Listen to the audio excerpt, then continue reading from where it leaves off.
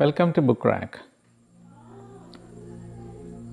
Sometimes students come to me and ask me to find a good book for them, or a book that is suitable for them to read.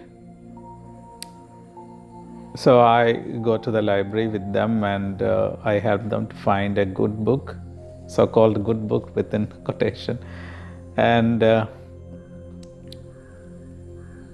or a readable book, right, like that, or a famous book, something like that, or must-read book, another adjective that we usually use.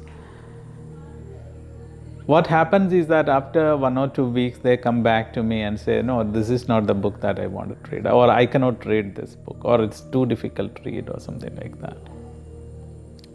The book that gave me a beautiful experience of reading gave a totally different experience for this reader. So how does this happen? Is it just about individual difference or approach, or what you call the subjectivity of perception or something like that? I don't think so. There is much more than that. It is basically about the processing of information by our brain. Two different brains, two different neural systems. They receive and process the information in two different ways, the same information. Even if it is written in the same language or given in the same symbolic systems, these two brains processed the information entirely different ways. So actually reading makes you what you are. Think about the innumerable systems of writing that we call alphabets. Sometimes a dot or a mark may change the entire meaning, or change even the alphabet, or it may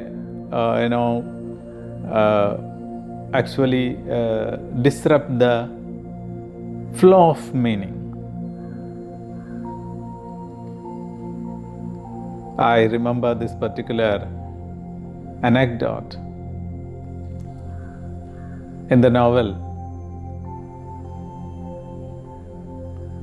Khasakinte Idihasam by O.V. Vijayan, where somebody is reading something written in German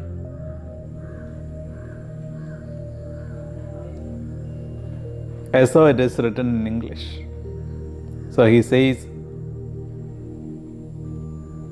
like letter E and there are 2 dots or something like that. It's funny, right? So the evolution of these systems, all these writing systems, have got a lot to do with that particular culture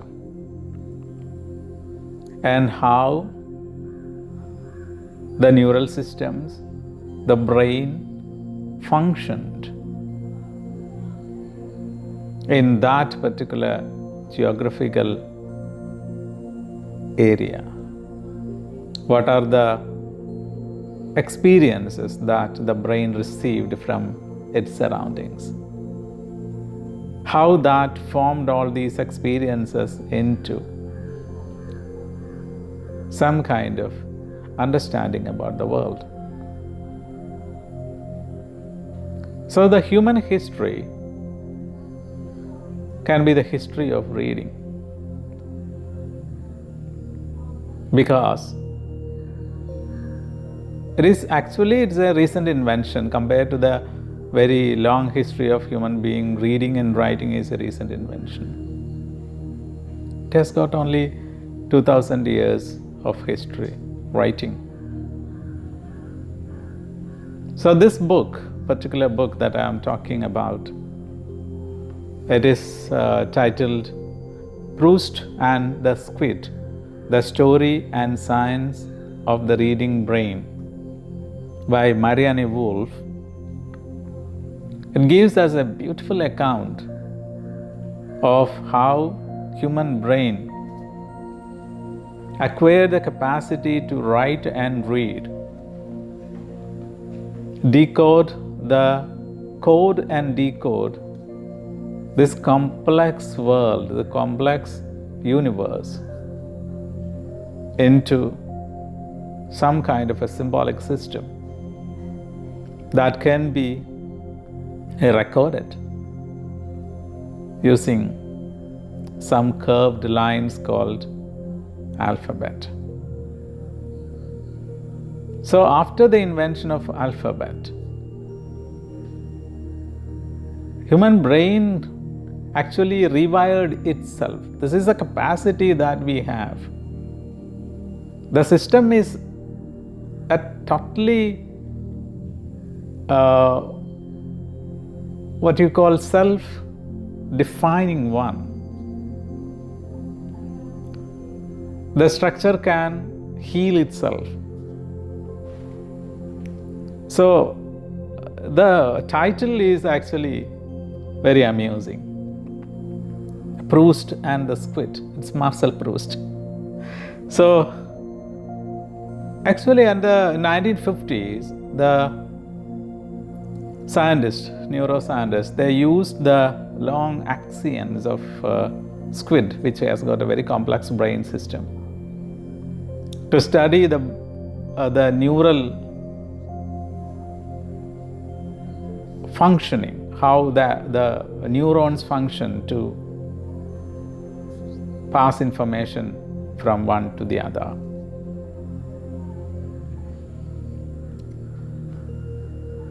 And it also, another capacity that the system has is to heal itself when something wrong occurs.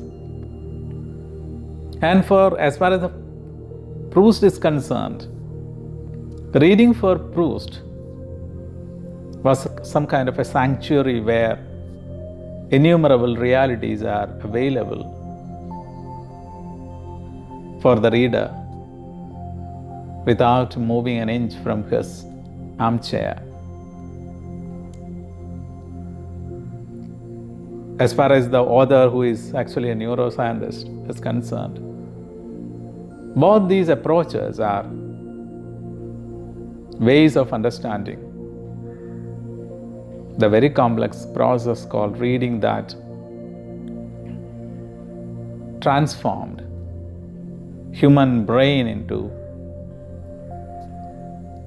a self-made system that can restructure itself every time you read a word and adapt to new realities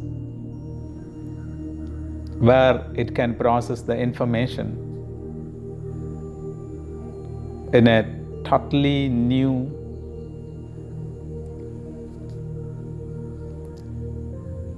perspective. So this book is not just neural science. It gives us a beautiful account of human history from another perspective too. So it starts like this. We were never born to read. Human beings invented reading only a few thousand years ago. And with this invention, we rearranged the very organization of our brain, which in turn expanded the ways we were able to think, which altered the intellectual evolution of our species. This plasticity at the heart of the brain's design forms the basis for much of who we are and who we might become. H. Voila.